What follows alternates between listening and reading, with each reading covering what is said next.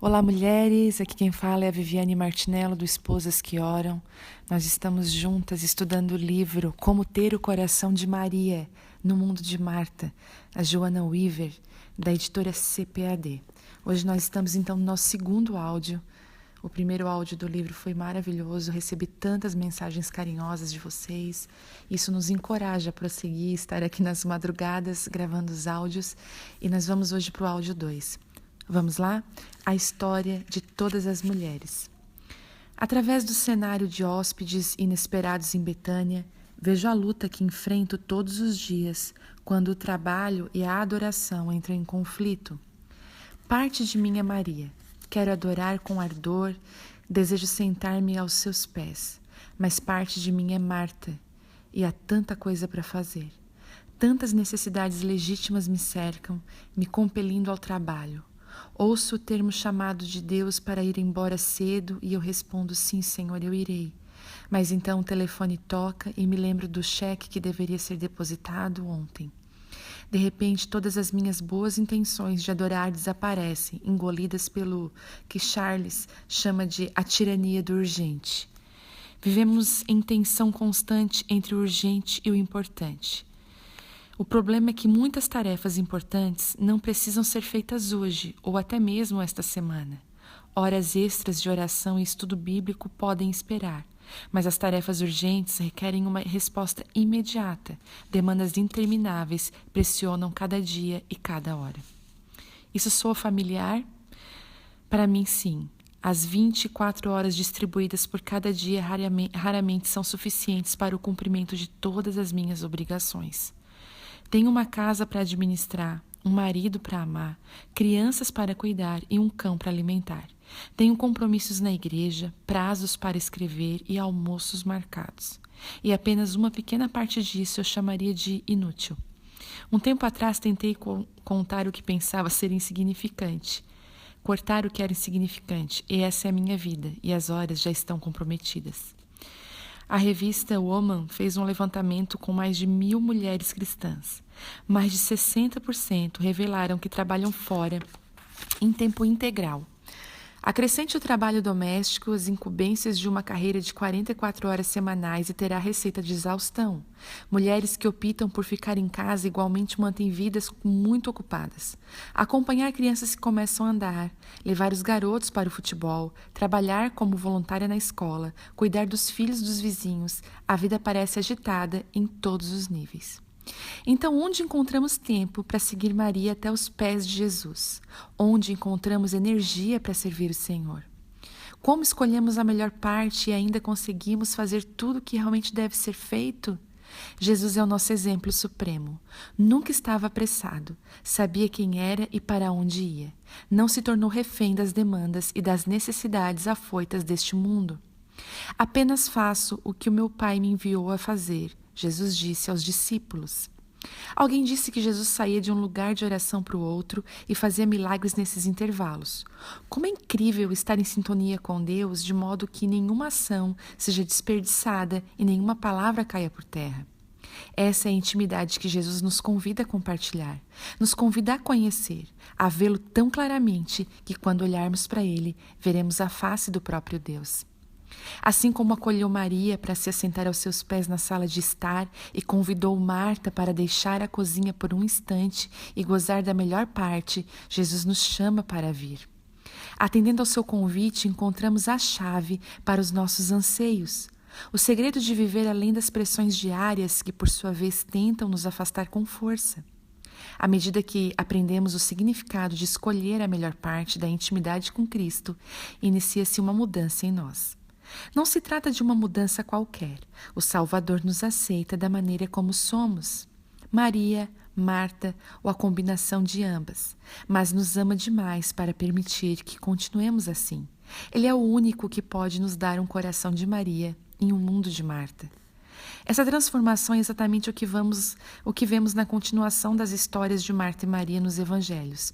Marta, como veremos adiante, não põe de lado a sua personalidade, não desiste de seus hobbies ou queima seus livros de receitas para adorar a Jesus. Não tenta ser igual a Maria, simplesmente obedece. Recebe a repreensão de Jesus e aprende que há um momento para trabalhar e um momento para adorar. A Marta que vemos mais tarde nos evangelhos não é mais inquieta ou ressentida, mas cheia de fé e confiança. O tipo de fé e confiança que só se adquire aos pés de Jesus. Maria também mudou. Embora sua natureza contemplativa faça dela uma adoradora nata, também a deixa vulnerável ao desespero, como vemos adiante nos evangelhos. Quando acontece o infortúnio, Maria tende a ser inundada pela tristeza e paralisia pelas dúvidas. Mas no final, quando percebe que Jesus está próximo, ela coloca em ação o que aprendeu com a adoração. Ela segue adiante e agarra a oportunidade de servir de um modo maravilhoso e sacrificial. Isso é o que eu vejo no retrato bíblico das duas irmãs de Betânia. Duas mulheres completamente diferentes sofrem uma transformação bem diante de nossos olhos. Uma santa renovação. A audaciosa se torna mansa e meiga, corajosa. A audaciosa se torna mansa e a meiga, corajosa. É impossível estar na presença de Deus e não ser transformado. Durante a leitura dos próximos capítulos, peço a Deus que você permita ao Espírito Santo penetrar em todos os cantos escondidos da sua vida. Se você tende a ser compulsiva como Marta, ou mais contemplativa como Maria, Deus a chama para uma amizade íntima com Ele através de Jesus Cristo. A escolha que Ele ofereceu a essas duas irmãs diferentes e a transformação por elas experimentada é exatamente o que oferece a cada uma de nós. Primeiro, as coisas mais importantes. A intimidade da sala de estar que Maria teve com Jesus nunca resultará da agitação da cozinha de Marta. A agitação por si só causa distração. Vemos em Lucas 10:38 uma mulher com a virtude da hospitalidade. Marta abriu sua casa para Jesus, mas isso não significa que ela automaticamente tenha aberto seu coração. Em sua ânsia de servir Jesus, ela quase perdeu a oportunidade de conhecê-lo. Lucas nos diz que Marta, porém, andava distraída em muitos serviços. Em sua mente, ela se preocupava em fazer o melhor. Tinha que fazer o máximo por Jesus. Podemos ser pegas pela mesma cilada de desempenho, sentindo que devemos provar nosso amor a Deus através de grandes feitos. Então, nos apressamos em deixar a intimidade da sala de estar para nos ocupar por Ele na cozinha, realizando grandes ministérios e projetos maravilhosos no esforço de divulgar as boas novas. Fazemos todo o nosso trabalho em seu nome. Nós o chamamos Senhor, Senhor, mas no fim, será que Ele nos reconhecerá? Nós o conhecemos? O reino de Deus, como você vê, é um paradoxo. Enquanto o mundo aplaude as grandes façanhas, Deus deseja comunhão. O mundo clama, faça mais, seja tudo o que puder, mas o nosso Pai sussurra. Aquietai-vos e saber que eu sou Deus. Ele não procura tanto por trabalhadores como procura por filhos e filhas, um povo no qual possa fluir. Porque somos seus filhos, o serviço da cozinha será o resultado natural da intimidade da sala de estar com Deus. Assim como Jesus, devemos cuidar dos negócios do Pai. Quanto mais próximas estivermos do coração do Pai, mais veremos o seu amor pelo mundo. E assim o servimos, ministramos e amamos, sabendo que, quando fazemos ao menos isso, o fazemos para Cristo. Quando colocamos o trabalho acima da adoração, colocamos a carroça na frente do cavalo. A carroça é importante da mesma forma que o cavalo, mas o cavalo deve estar à frente, ou então acabamos arrastando a carroça sozinhos. Frustradas e cansadas, quase não somos capazes de romper com a pressão das ocupações da igreja, pois sempre há algo que precisa ser feito. Quando dedicamos primeiro nosso tempo em sua presença, quando reservamos um momento para ouvir a voz de Deus, Ele providencia a força de que necessitamos para levar a mais pesada carga. Ele sela a graça e nos convida para um passeio. O chamado. Nunca vou esquecer de uma certa noite há muitos anos em que chorei na escuridão. Meu marido era um dos pastores de uma grande igreja e nossas vidas eram incrivelmente atarefadas. A responsabilidade nas áreas de música e de educação cristã significava que trabalhávamos por horas, projeto após projeto. O tamanho da igreja significava que sempre havia pessoas precisando de alguma coisa. Ia para a cama preocupada com as pessoas que fracassaram, casamentos com problemas, filhos em crise. Preocupava-se com tudo o que não realizei e deveria ter feito, com tudo o que realizei de maneira insatisfatória. Lembro que naquela noite me agarrei ao meu marido soluçando enquanto ele tentava me confortar. O que aconteceu, meu amor? Ele perguntou, acariciando os meus cabelos, mas não conseguia explicar, estava completamente aflita. A única coisa que pôde dizer aos soluços foi um débil apelo. Fale sobre as boas novas, implorei. Sinceramente, não consigo lembrar. Fale das boas novas. Quem sabe você já tenha sentido o mesmo. Conhece o Senhor a vida inteira, mas ainda não encontrou a paz e a satisfação que sempre almejou. Então começa a trabalhar mais na esperança de que, executando mais trabalhos na igreja, merecerá amor.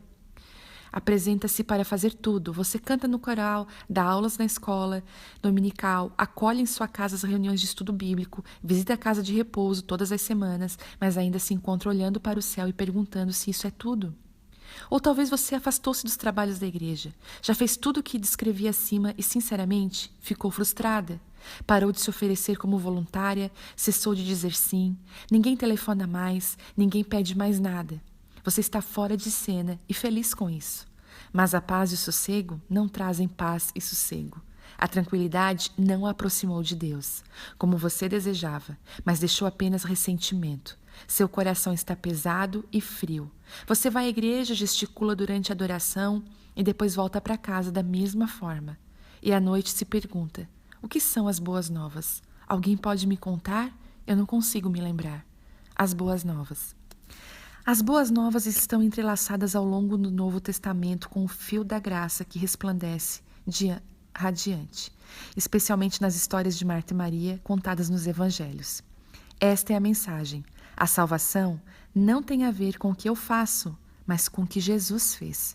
Na cruz, ele não só pagou por meus pecados, mas libertou-me da escravidão do faça isso, quem me dera e o que poderia ter sido e não foi. E as palavras de Jesus para Marta são as que ele deseja falar ao seu e ao meu coração. Estás ansiosa e afadigada com muitas coisas, mas uma só é necessária. Mas não se encontra essa uma coisa trabalhando mais. Ela é encontrada quando nos assentamos aos seus pés.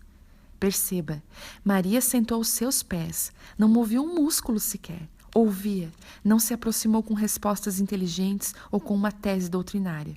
Sua virtude era a da disponibilidade, no fim creio que também era de Marta. O único requisito que a amizade profunda com Deus é apresentar um coração aberto e pronto a receber. Jesus disse, vinde a mim, todos os que estáis cansados e oprimidos, e eu vos aliviarei.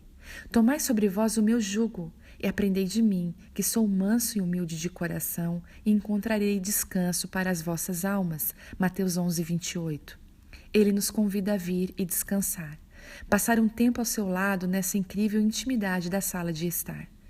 Intimidade que nos permite ser honestas em nossas queixas, corajosas para nos aproximar e generosas em amor. Intimidade que nos propicia a ouvir a voz do Pai e entender a sua vontade. Intimidade que nos preenche de tal forma com seu amor e natureza que se espalha até o nosso mundo seco e sedento do trabalho da cozinha. Sala de estar é onde tudo começa, aos seus pés. Um convite. À semelhança de Marta, talvez você nunca soube que pudesse entrar na intimidade da sala de estar com Deus. Mas é exatamente o que Jesus veio fazer. A sua morte e ressurreição abriram o caminho para que cada uma de nós se reconcilie com Deus. Mas a dádiva da salvação oferecida por Ele é justamente isso, uma dádiva. E uma dádiva deve ser recebida. Você pode receber esse presente maravilhoso fazendo essa simples oração. Querido Senhor, eu creio que Tu és o Filho de Deus e que morreste na cruz por meus pecados. Por favor, entra em minha vida, perdoa os meus pecados e faze-me um membro da Tua família. Não quero mais andar conforme a minha vontade.